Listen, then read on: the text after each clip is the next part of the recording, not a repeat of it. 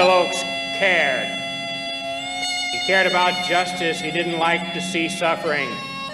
When miners in Kentucky needed help, Phil Ochs was there.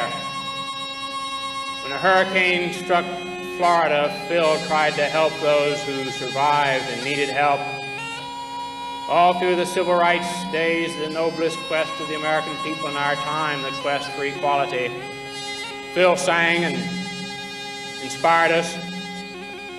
The war darkened, and Phil lightened our hearts but steeled our purpose.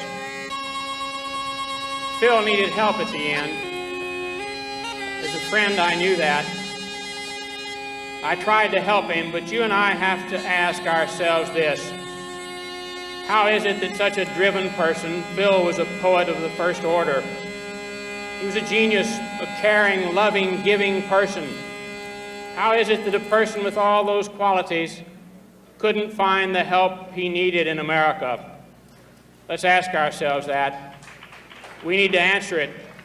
Is it because we weren't as caring, we weren't as driven, we weren't as committed and giving as him? I think maybe so. You know, I believe that poets are the unacknowledged legislators of the world. Phil was a poet.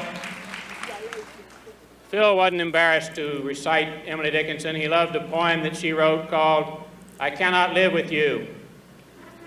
It ended with a line speaking of that pale sustenance despair. Despair wasn't sustenance for Phil. He cared too much. And when he couldn't find help, with the courage that he had manifested through his life, Phil was a very brave man. He took his life. But he did it in the same sense that John Donne wrote his holy sonnet. Death, be not proud.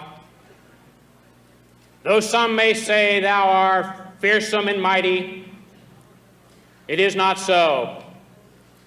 For those thou think'st thou dost overthrow, live on, poor death, nor can thou kill me. God bless you, Phil Ochs.